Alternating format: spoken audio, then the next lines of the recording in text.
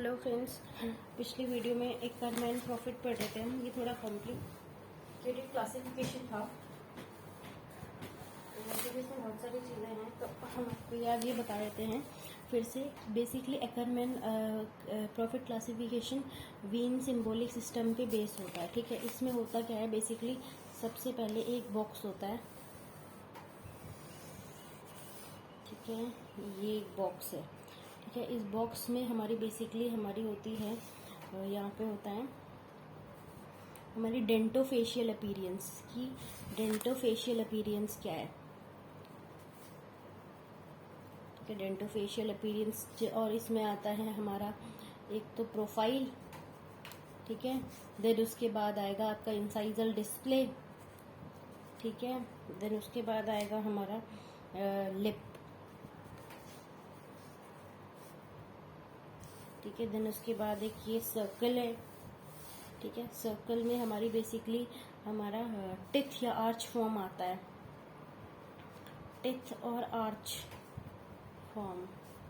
ठीक है, टीथ है, आर्च फॉर्म है, जिसमें आता है टीथ और आर्च फॉर्म में आ गया। बेसिकली हमारा हो सकता है कि हमारा स्पेसिंग है या सिमेट्रिकल है, आर्च हमारा क्राउडेड है या सिमेट्रिकल है, एसिमेट्री है। ठीक है, अलाइनमेंट के बारे में बताता है ये। ठीक है, अलाइनमेंट और सिमेट्री। देन इसके बाद ये 3 सर्कल है। ठीक है, अब हमारे ये 3 सर्कल है। ये transverse, sagittal, vertical. Transverse basically open bite, deep bite बताता है। सजाइटल हमारी बेसिकली हमारी क्लास 2 क्लास 3, और हमारी वर्टिकल हमारा डीप बाइट ओपन बाइट बताता है। सॉरी, ये हमारा बता रहा था वाइड और narrow transverse, and vertical deep bite open bite बताता है। ठीक है, देन इसके बाद हमारी ये रोल होता है, ये पिच होता है, और ये जो इन दोनों से बनता है ये यो होता है। ठीक है, तो बेसिकली है क्या, हमारा Ackerman Proffit classification Venn system पे बेस होता है। बाहर एक बॉक्स है जो है डेंटोफेशियल अपीयरेंस। डेंटोफेशियल अपीयरेंस में 3 चीज़ें हैं। हमारा एक प्रोफाइल है, देन उसके बाद होता है हमारी ठीक है, प्रोफाइल है, देन लिप्स होता है। ठीक है, देन इंसाइजल डिस्प्ले होता है। ठीक है, प्रोफाइल है, लिप्स है, इंसाइजल डिस्प्ले है, और हमारी देन बड़ा सर्कल है जिसमें हमारी अलाइनमेंट है, टीथ का आर्च फॉर्म है। ठीक है, 3 छोटे छोटे सर्कल है, transverse, sagittal, vertical. Transverse dimension wide और नैरो। सजाइटल हमारा है क्लास 2 क्लास 3, एंड वर्टिकल हमारी open bite and deep bite. ठीक है, तो हमारा क्या है बेसिकली, ये हमारा टीथ और आर्च फॉर्म था, और ये फिर हमारा रोल, पिच एंड यॉ। क्या हो गया? Roll, pitch and yaw. ठीक है, तो अभी हमने क्या पढ़ा फिर से बता देती हूँ आपको। तो चलिए पहले आगे बताते हैं, फिर बाद में आपसे बाद में फिर से रिवीजन कर लेंगे। ठीक है, ये सारा हमारा ट्रांसलेशनल मालोक्लूजन है। कैसा मालोक्लूजन है? ट्रांसलेशनल।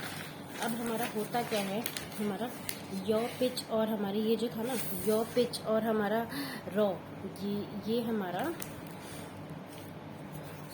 रोल, पिच और यो हमारी रोटेशनल मालोक्लूजन है। ठीक है, क्या होता है? मालोक्लूजन रोटेशन में हो रहा है, रोटेशनल एक्सिस। ठीक है, जब हम हेड को हमारी अप एंड डाउन मूव कर रहे हैं, ठीक है, ऐसे ट्रांसवर्स डायरेक्शन में यस बोल रहे हैं, तो ये होता है ट्रांसवर्स।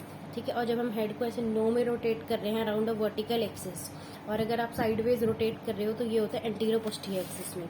तो ये बेसिकली 3 मूवमेंट है, up and down around transverse axis. इसको हम कहते हैं पिच। पिच लंबी होती है। ठीक है, नो जब आप कह रहे हैं तो नो होता है बेसिकली ऑन वर्टिकल एक्सिस। ठीक है, यो, इसको हम कहते हैं यो, कहते हैं यो। ठीक है, अगर पिच चेंज हुआ तो open bite, deep bite lead करेगा। ठीक है, और अगर ये हमारी up and down in sideways, तो ये हमारी होती है रोल। ठीक है, इस एंटीरियर पोस्टीरियर एक्सिस के अराउंड। बट प्रॉफिट के में हमारा प्रॉफिट स्टैंडर्ड बुक है तो हमें वो फॉलो करना है। ये कंसेप्चुअल है, ये सही है, बट फिर भी आपको कॉम्पिटिटिव एग्जाम में ये लिखना है, क्योंकि ये एक स्टैंडर्ड बुक से है। इसमें क्या होता है, ये दोनों बदल दो। अप एंड डाउन अगर है हमारी ऐसे यस में, तो वो हमारा पिच नहीं है, वो हमारा रोल है। ठीक है, रोल होता है हमारी ट्रांसवर्स एक्सिस में। ठीक है, और पिच होता है एंटीरियर पोस्टीरियर एक्सिस में। यो हमारा वर्टिकल एक्सिस में ही होता है। ठीक है, यो हमारा मिड लाइन चेंज करता है। ठीक है, और रोल डिविएशन अगर हम देखें, अगर हम हेड टिल्ट करते हैं तो हमारा जो मैक्सिला है वो टिल्ट हो जाता है, ठीक है। रोल बेसिकली होता क्या है, ये होता है अराउंड एंटीरियर पोस्टीरियर एक्सिस। तो रोल चेंज होता है तो फिर हमारा हेड टिल्ट होता है, तो हमारा रोल डेविएशन मैक्सिला टिल्ट हो जाता है। अगर हम हेड टिल्ट करते हैं तो रोल डेविएशन मैक्सिला टिल्ट हो जाएगा, ऑक्लूजन चेंज हो जाएगा। अगर रोल चेंज होगा तो कांट ऑफ ऑक्लूजन हो जाएगा, ठीक है। मैं कांट ऑफ ऑक्लूजन देखिए, मैक्सिला मैंडिबल रिलेशन है, ये हमारा स्ट्रेट नहीं है, ये हमारा टिल्ट है, ठीक है। ये इसमें हमारा, तो हमारा टिथ इंट्रूजन एंड एक्सट्रूजन हो जाएगा, ठीक है। तो हमारा इसको हमें ये हमारा काउंट ऑफ ऑक्लूजन देखिए, ये हमारा कर्व है, स्ट्रेट नहीं। तो हम करेंगे क्या, हम इंट्रूजन एक्सट्रूजन कराएंगे टीथ का, ताकि ये हमारा काउंट ऑफ ऑक्लूजन स्ट्रेट हो जाए, ठीक है। तो बेसिकली हमारा है क्या, हमने ये पढ़ा, एक बार आपको फिर से रिवीजन करा देती हूँ। एकरमैन प्रॉफिट क्लासिफिकेशन में है क्या, बेसिकली एकरमैन प्रॉफिट क्लासिफिकेशन ये चीज़ है कि सबसे, ये एक तो बेस्ड होती है हमारे वीन डायग्राम पे, ठीक है। किस डायग्राम पे बेस्ड होती है, वीन डायग्राम पे। इसमें सबसे पहले आपने करना क्या है, सबसे पहले है हमारा एक बड़ा सा स्क्वायर है जिसमें आता है हमारा डेंटोफेशियल अपीयरेंस, ठीक है। उसमें आता है डेंटोफेशियल अपीयरेंस, ठीक है। डेंटोफेशियल अपीयरेंस में होता है हमारा इंसाइजल डिस्प्ले, प्रोफाइल, और हमारा फिर उसके बाद हो गया हमारी क्या कहते हैं, इंसाइजल डिस्प्ले है, देन प्रोफाइल है, और हमारी लिप्स है, क्या है, प्रोफाइल, लिप्स और इंसाइजल डिस्प्ले, प्रोफाइल, लिप्स और इंसाइजल डिस्प्ले।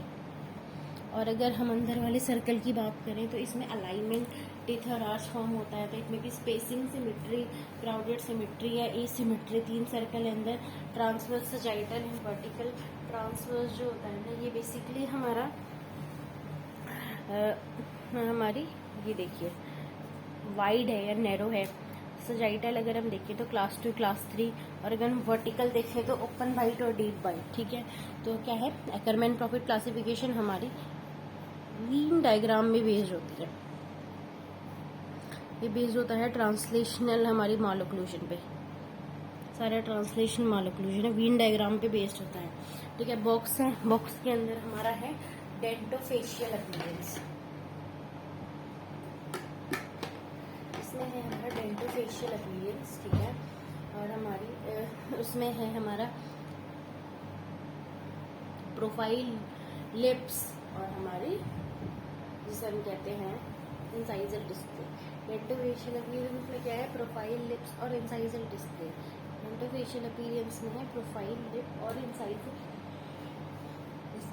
प्रोफाइल, लिप्स और इंसाइजल डिस्प्ले। डेंटोफेशियल अपीयरेंस में है प्रोफाइल, लिप और इंसाइजल डिस्प्ले। देन बड़ा सर्कल है, उसमें है हमारा टीथ और आर्च फॉर्म, बेसिकली सिमेट्रिकल है या नॉन सिमेट्रिकल है, क्राउडेड सिमेट्रिकल या स्पेसिंग सिमेट्रिकल या एसिमेट्री।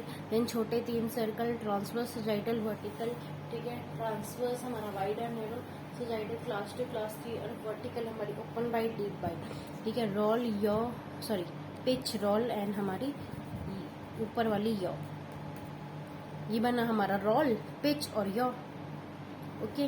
देन हम इन पे चलते हैं। बेसिकली रोल, पिच और यॉ क्या है, रोटेशनल माल ऑक्लूजन है ये बेसिकली, ठीक है। माल ऑक्लूजन रोटेशन पे होता है। क्या होता है कि जब हम ऐसे ट्रांसवर्स एक्सिस की तरफ मूव करते हैं तो वो है ट्रांसलेशन होता है हमारा, ठीक है। ट्रांसवर्स एक्सिस की तरफ मूव करते हैं, ठीक है, तो वो होता है यस मूवमेंट पे अप एंड डाउन, ठीक है। तो ये है हमारी ट्रांसवर्स डायरेक्शन में, इसको हम कहते हैं पिच। और जब हम नो बोलते हैं अराउंड वर्टिकल एक्सिस, तो ये है हमारा यॉ। और अगर हम एंटीरियर पोस्टीरियर डायरेक्शन में साइडवेज मूव करते हैं तो वो है हमारी रोल, ठीक है। तो हमारा क्या है, ये देखिए 3 मूवमेंट है, up and down, yes, pitch, ठीक है। इसमें चेंज हमारा ओपन बाइट, डीप बाइट होगा। नो वर्टिकल डायरेक्शन में यॉ, और एंटीरियर पोस्टीरियर डायरेक्शन में ये होता है हमारा इस इनके हिसाब से हो गया रोल। बट हमें स्टैंडर्ड बुक का फॉलो करना है, ये कंसेप्चुअल ये सही है, बट ये फॉलो करिए आप, ठीक है, क्योंकि यही सही माना जाता है कॉम्पिटेटिव एग्जाम्स में। पिच हमारा इंटीरियर पोस्टीरियर है, रोल हमारा ट्रांसवर्स है, यॉ हमारा मिड लाइन है, ठीक है। और हमारी रोल डेविएशन, जब हम हेड को टिल्ट करते हैं ना, तो हमारा ये जो प्लेन ऑफ ऑक्लूजन है ये चेंज हो जाता है, मैक्सिलर टिल्ट हो जाता है, फ्रंट ऑफ ऑक्लूजन होता है। अगर हम मैंडिबल रोटेट करते हैं तो क्या होता है, हमारी मिड लाइन डेविएशन होता है, ठीक है। मैंडिबल रोटेट करते हैं, हमारी मिड लाइन डेविएशन होता है, उस चीज को हम क्या कहते हैं, यॉ, ठीक है। मैंडिबल रोटेट तो mid line deviation yaw. Roll deviation, जब हम मैंडिबल को टिल्ट करते हैं, तो हेड को टिल्ट करते हैं तो मैक्सिला चेंज हो जाता है और काउंट ऑफ ऑक्लूजन हो जाता है। क्या होता है, जब हम हमारी टिल्ट करते हैं ना हेड को, तो मैक्सिला टिल्ट हो जाता है और काउंट ऑफ ऑक्लूजन दिखता है।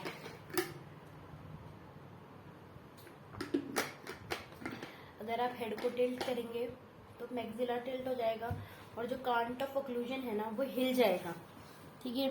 तो अगर आप रोल चेंज करेंगे, ऐसे anterior posterior side wise move करेंगे, तो change in roll leads to count of occlusion,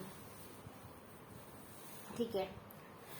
तो मतलब क्या है इस चीज़ का, एंटीरियर पोस्टीरियर हमारा जो है या पिच होता है, रोल ट्रांसवर्स होता है। तो अगर आप ऐसे मूव करेंगे ना, चेंज इन रोल, तो हमारा काउंट ऑफ ऑक्लूजन हो जाएगा, मतलब हमारा जो नॉर्मल ऑक्लूजन होता है ना वो टिल्ट हो जाएगा maxilla. Change in roll lets to count of occlusion, तो क्या होगा, चेंज इन हमारा जो रोल है lets to count of occlusion. जो मैक्सिला मैंडिबल टीथ स्ट्रेट नहीं होते काउंट ऑफ ऑक्लूजन में, ये ऐसे टिल्ट होते हैं, तो हम इंट्रूजन एक्सट्रूजन करेंगे टीथ का ताकि स्ट्रेट हो जाए, ठीक है। ये टिल्टिंग ऑफ हेड की वजह से, चेंज इन रोल की वजह से हमारा काउंट ऑफ ऑक्लूजन हो जाता है। तो हम इंट्रूजन एक्सट्रूजन करते हैं ताकि काउंट ऑफ ऑक्लूजन ना हो, स्ट्रेट हो जाए ऑक्लूजन, ठीक है। ये समझ आ गया ना आप लोगों को, बहुत इंटरेस्टिंग टॉपिक है ये। अब एकरमैन प्रॉफिट क्लासिफिकेशन में हमारा ये जो आउटर एनवेलप है ना, ये हमारा अलाइनमेंट है, ठीक है। मॉल ऑक्लूजन रोटेशनल एक्सिस में होती है हमारी यॉ वाली पिच रोल, ठीक है। अगर हम हेट्रोजीनियस पॉपुलेशन से कंपेयर करें तो incidence of mall occlusion in homogeneous population में लोअर है, क्योंकि जीन्स सेम ग्रुप से आ रहे हैं। हमारी क्या होता है, अगर हम हेट्रोजीनियस या होमोजीनियस में कंपेयर करें तो होमोजीनियस में मॉल ऑक्लूजन के चांसेस ज़्यादा हैं, क्योंकि जो हमारी जीन्स है ना वो सेम इंडिविजुअल्स में से आ रही हैं। क्या है, जीन हमारी सेम इंडिविजुअल में से आ रही है होंगे, ठीक है। तो जीन्स हमें सेम इंडिविजुअल से आ रही हैं, तो दैट्स वाई हम कहते हैं, तो हमारी बेसिकली हमारा होता क्या है, बेसिकली हमारा जो, अगर आप हेट्रोजीनियस ग्रुप, जो मतलब अलग अलग जीन्स है जिसमें अलग अलग लोग, या होमोजीनियस में कंपेयर करें तो हमारा होमोजीनियस में मॉल ऑक्लूजन के चांसेस कम है, क्योंकि वो सेम जीन्स में से आ रहे हैं, ठीक है। एंगल ने हमारी सजाइटल रिलेशन के बारे में बताया, ठीक है। In case of anterior deep bite, अगर एंटीरियरली डीप बाइट है तो हमारा क्या दिखेगा, मैक्सिला का डाउनवर्ड पिच दिखेगा, okay. Tooth loss that cause patient to bite in an abnormal relation during mastication, ठीक है। टूथ जिसकी वजह से पेशेंट, टूथ लॉस जो हमारे पेशेंट को बाइट करवाता है एक अबनॉर्मल रिलेशन में, वो क्या है, वो है कन्वीनियंस बाइट, कन्वीनियंस के हिसाब से हैबिचुअल ऑक्लूजन। अब deep bite restricting mandible is close bite, deep bite जो मैंडिबल को रिस्ट्रिक्ट करता है वो है हमारा क्लोज बाइट, ठीक है। तो डीप बाइट वो बाइट है जो हमारे मैंडिबल को रिस्ट्रिक्ट करता है, वो है हमारा क्लोज बाइट, ठीक है। क्लोज करता है, मैंडिबल को रिस्ट्रिक्ट करता है कुछ करने से। तो डीप बाइट जो मैंडिबल को रिस्ट्रिक्ट करेगा वो कौन सी बाइट है, क्लोज्ड बाइट, ठीक है। तो अभी हमने क्या पढ़ा कि अगर हम हेट्रोजीनियस होमोजीनियस में कंपेयर करें तो होमोजीनियस में मॉल ऑक्लूजन के चांसेस कम है, क्योंकि सेम जीन से आ रहा है, ठीक है, ठीक है। ये देखिए एंगल डिसरेटल डायरेक्शन के बारे में बताया, in case of deep bite में हमारे मैक्सिला का डाउनवर्ड पिच हो जाता है। डीप बाइट में हमारे मैक्सिला का, अगर हम एंटीरियर डीप बाइट देखें तो एंटीरियर डीप बाइट जो होती है ना, उसमें हमारे पेशेंट का हमारा डाउनवर्ड पिच हो जाता है। अगर आप डीप बाइट देखें तो हमारा मैक्सिला का डाउनवर्ड पिच हो जाता है, ठीक है। अगर हम एंटीरियर डीप बाइट देखें, ठीक है, अगर हम एंटीरियर डीप बाइट देख रहे हैं तो मैक्सिला का डाउनवर्ड पिच हो रहा है, ठीक है। अगर हम डीप बाइट देख रहे हैं तो उसमें हमारे एंटीरियर, तो मैक्सिला नीचे की तरफ आ रहा है। अगर हम एंटीरियर डीप बाइट देख रहे हैं तो हमारा मैक्सिला नीचे की तरफ आ रहा है, सिंपल सी बात है। और क्या है कि टूथ लॉस जिस पेशेंट को हमारे मजबूर करता है कि वो अलग डायरेक्शन में, एब्नॉर्मल डायरेक्शन में बंद करे मास्टिकेशन में, वो है कन्वीनियंस बाइट, हैबिचुअल हो जाता है ये। और हमारे डीप बाइट जिसकी वजह से हमारी मैंडिबल को रिस्ट्रिक्ट करता है, वो है हमारी क्लोज मैंडिबल। डीप बाइट जो हमारे मैंडिबल को रिस्ट्रिक्ट करता है वो है close mandible. Sorry deep bite जो हमारे मैंडिबल को रिस्ट्रिक्ट करता है वो क्लोज बाइट है। I am really sorry. तो ये तो आपको बता दिया कि होमोजेनस में कम है, एंगल हेक्साइडल के बारे में बताता है। एंटीरियर डीप बाइट जो होता है ना, उसमें हमारा डाउनवर्ड पिच होता है मैक्सिला का, ठीक है। ये टेथ लॉस जो पेशेंट को हमारे कॉज करता है to bite in an abnormal relation is convenience bite, जिसकी वजह से हमारा हैबिचुअल ऑक्लूजन हो जाता है। और हमारा क्या है कि डीप बाइट जिसकी वजह से मैंडिबल रिस्ट्रिक्ट हो जाता है इज क्लोज बाइट। ये है, ठीक है, ये पूरा एक्सप्लेन कर दिया है मैंने आपको, ठीक है। तो ये वाला टॉपिक मालिक्यूलेशन का कंप्लीट हुआ। एक बार आपको ये चीज़ें बता देती हूँ कुछ। बेसिकली ये देखिए, प्लेन ऑफ ऑक्लूजन ये मैं आपको एक बार बता चुकी हूँ, एक बार थोड़ा कुछ चीज़ें और हैं बता देती हूँ आपको। Imaginary surface, plane of occlusion basically एक इमेजिनरी सरफेस और एवरेज प्लेन है जो टच करता है हमारी इंसाइजर्स की इंसाइजल के एज को, और जो हमारी पोस्टीरियर टीथ के कस्प होती हैं उनको, ठीक है। Together refers to as curve of occlusion है, कर्व ऑफ स्पी विल्सन, और हमारी कर्व ऑफ मॉनसून, ये इसकी जगह मॉनसून है, तो आप ठीक कर लीजिए। अब करेक्ट रोल क्या है हमारा ऑक्लूजल प्लेन का। ऑक्लूजल प्लेन हमारी एस्थेटिक फंक्शन और प्रोस्थेसिस की ऑक्लूजल बैलेंस में हेल्प करता है। बेसिकली होता क्या है कि अगर हमारा ऑक्लूजल प्लेन करेक्ट है तो वो हमारी ऑप्टिमम एस्थेटिक्स में हेल्प करता है, देन हमारी फंक्शन में हेल्प करता है, ठीक है, और हमारी ऑप्टिमम बैलेंस मेंटेन करता है डेंचर का, ठीक है। डेंचर का हमारा ऑप्टिमम बैलेंस मेंटेन करता है, ठीक है। ऑप्टिमम बैलेंस मेंटेन करता है हमारे डेंचर का, ओके। देन इसके बाद हमारा है कि हमारी करेक्ट रोल क्या है ऑक्लूजल प्लेन का। ऑक्लूजल प्लेन किस लिए हम है हेल्प करता है, ठीक है। ऑक्लूजल प्लेन बेसिकली हमारी एस्थेटिक्स मेंटेन करने में हेल्प करता है, फंक्शन मेंटेन करने में हेल्प करता है, optimum balance of the prosthesis की ऑप्टिमम बैलेंस उसका ऑक्लूजल बैलेंस में हेल्प करता है। ये प्रॉपर सेंस ऑफ बैलेंस देता है इन डेंटल कंपोजिशन या टीथ में, ठीक है। तो बेसिकली अगर आपका ऑक्लूजल प्लेन है वो सही है तो ये हमारी एस्थेटिक्स में हेल्प करेगा, फंक्शन में हेल्प करेगा, और occlusal balance of the prosthesis में हेल्प करेगा, ठीक है। किस में हेल्प करेगा हमारा occlusal plane, occlusal plane basically हमारा हेल्प करेगा हमारी एस्थेटिक्स में, ठीक है, ठीक है। ऑक्लूजल बैलेंस हमारी हेल्प करेगा एस्थेटिक्स में, ठीक है, और हमारी ऑप्टिमम हमारा वो जो ऑक्लूजल बैलेंस है उसको मेंटेन करने में हेल्प करेगा और फंक्शन में हेल्प करेगा, ठीक है। तो होता क्या है, करेक्ट अगर होगा ना हमारा रोल ऑफ ऑक्लूजन तो वो हेल्प करेगा हमारी मेंटेन करने में एस्थेटिक्स, ठीक है, और जो करेक्ट ऑप्टिमम बैलेंस होता है प्रोस्थेसिस का वो, और फंक्शन, ठीक है, फंक्शन में भी हेल्प करेगा। तो करेक्ट अगर ओक्लूजल प्लेन है तो हमारी एस्थेटिक्स अच्छी होगी, फंक्शन या और बैलेंस ऑफ प्रोस्थेसिस इनमें भी हेल्प करेगा। अगर मान लीजिए फॉल्टी ओरिएंटेशन है ओक्लूजल प्लेन का, ओक्लूजल प्लेन हमारा फॉल्टी है, ठीक है, ओक्लूजल प्लेन ठीक नहीं है, टेढ़ा है, तो ये हमारी टंग और बक्सीनेटर के बीच की इंटरेक्शन में इंटरफेयर करेगा, ठीक है।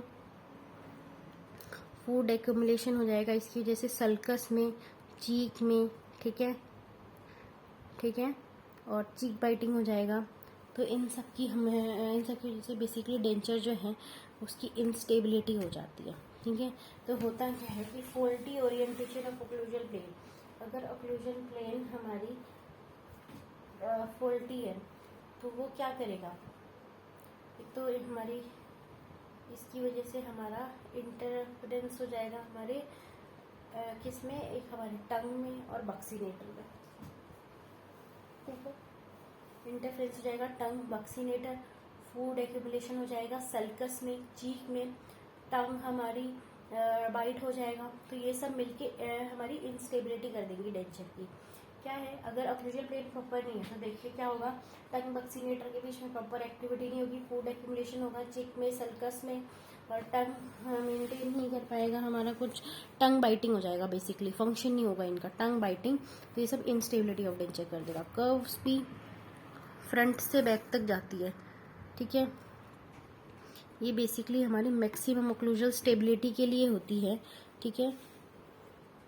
ओक्लूजल प्लेन ऐसा होना चाहिए कि वो हमारी फोर्सेस से परपेंडिकुलर हो। कर्व्स भी बेसिकली फ्रंट से बैक तक जाती है, ओक्लूजल प्लेन ऐसा होना चाहिए कि वो फोर्सेस से परपेंडिकुलर हो। मैक्सिमम ओक्लूजल स्टेबिलिटी के लिए ओक्लूजल प्लेन ऐसा होना चाहिए कि वो हमारे ओक्लूजल फोर्सेस से परपेंडिकुलर हो, ठीक है। कर्व्स भी क्या है, आगे से पीछे जा रहा है। मैक्सिमम ओक्लूजल स्टेबिलिटी के लिए ओक्लूजल प्लेन ऐसे होना चाहिए, मैक्सिमम ओक्लूजल स्टेबिलिटी के लिए ओक्लूजल प्लेन ऐसे होना चाहिए कि वो परपेंडिकुलर ओक्लूजल फोर्सेस से। To ensure that biting force are, ये इंश्योर करने के लिए कि बाइटिंग फोर्स पैरेलल है long axis of the teeth के लिए हम बेसिकली कर्व्स भी करते हैं ताकि बाइटिंग फोर्स जो है वो long axis of the teeth के पैरेलली और परपेंडिकुलरली हो। Lower teeth should be align parallel to the arch of closure, lower teeth arch of closure के पैरेलल अलाइन होना चाहिए, ठीक है। पोस्टीरियर टीथ जो होती है ना हमारी लोअर आर्च, वो क्या होती है बेसिकली, वो हमारी एक टिल्ट से अलाइन होना चाहिए, टिल्ट चेंज होना चाहिए progressively as we move toward anterior teeth, ठीक है। तो वो एक टिल्ट है कर्व्स भी, और ये जो चेंज इन अलाइनमेंट है ये कर्व्स भी है। इट अलाइन, ये क्यों अलाइनमेंट होता है, ताकि मैक्सिमम रेजिस्टेंस हो उनका लोडिंग की तरफ, ठीक है। ये हमारी should not hamper function of anterior guiding, ये एंटीरियर गाइडिंग जो होता है ना उसकी फंक्शन को हैम्पर ना करे, ठीक है। इट शुड नॉट हमारा hamper function of anterior guiding, ये हमारा हैम्पर ना करे फंक्शन ऑफ एंटीरियर गाइडिंग, ठीक है। अभी ये इंश्योर करने के लिए कि बाइटिंग सोर्स हमारी लॉन्ग एक्सिस के पहले होनी चाहिए। लोअर टीथ जो होता है ना बेसिकली ये upper lower teeth parallel to the arch of closure, posterior teeth हमारे टिल्ट के साथ होना चाहिए, कर्व्स में मतलब आगे तक आ रही है, टिल्टिंग होनी चाहिए, ठीक है। और हमारा एक प्रोग्रेसिव अलाइनमेंट चेंज होना चाहिए। ये जो हो रहा है ना टिल्टिंग, ये कर्व्स भी है, ये हमारा क्या इंश्योर करता है कि मैक्सिमम रेजिस्टेंस हो लोडिंग की वजह से। It should not hamper function of anterior guiding, it should not hamper function of anterior guiding, ठीक है। ये हमारा हैम्पर नहीं करेगा फंक्शन ऑफ इंटीरियर गाइडिंग, ठीक है, शुड नॉट हैम्पर जो इंटीरियर गाइडिंग का फंक्शन होता है उसको। To ensure that biting force parallel है टीथ की, lower teeth parallel to arch of closure, posterior teeth ऐसे अलाइन होना चाहिए, एंटीरियर तक टिल्टिंग होना चाहिए कर्व्स पी के लिए। ये क्यों होता है, ताकि रेजिस्टेंस हो जाए लॉजिंग फोर्सेस के लिए, ठीक है। और एंटीरियर गाइडिंग ये सारी चीज़ें हैम्पर ना करे, ये सारी चीज़ें जी बस ऐसे आपको जनरल बताया है, इतना इम्पोर्टेंट नहीं है। ये मैं आपको वैसे पहले एक बार डिटेल में बता चुकी हूँ, तो अभी बस ऐसे ही बताया, तो आप बस रीड कर लीजिएगा। कर्व विल्सन जो अरेंजमेंट होती है आर्च की और इंक्लिनेशन ऑफ द टीथ की, वो इस मैनर पे होती है ताकि मोस्ट एफिशिएंट यूज कर सकें हम मेस्टिकेशन के फोर्स को, और डेंटल आर्च की स्टेबलाइजेशन और प्रोटेक्ट हो सके। क्या है कर्व ऑफ विल्सन का कहना कि हमारा जो हमारे टीथ हैं, हमारे आर्चेज हैं, वो ऐसे हमारे हैं ताकि हम मेस्टिकेटरी फोर्स को मैक्सिमम यूज कर सकें और डेंटल आर्चेज स्टेबल हो सकें। ठीक है, हमारी कर्व ऑफ विल्सन, हमारी जो अरेंजमेंट होती है ना आर्चेस की, वो ऐसी होनी चाहिए ताकि हमारी मैक्सिमम यूज कर सकें हम मेस्टिकेशन फोर्स को और डेंटल आर्च को प्रोटेक्ट कर सकें। यही है कर्व ऑफ विल्सन कि टीथ और हमारी आर्च ऐसे अरेंज हो ताकि हम मैक्सिमम यूज कर सकें मेस्टिकेटरी फोर्स को और डेंटल आर्च को प्रोटेक्ट कर सकें। ठीक है, अब एटियोलॉजी ऑफ माल-ओक्लूजन हम पढ़ेंगे, बहुत इंपॉर्टेंट टॉपिक है। चलिए स्टार्ट करते हैं। फिर उसके बाद ओरल हैबिट्स है।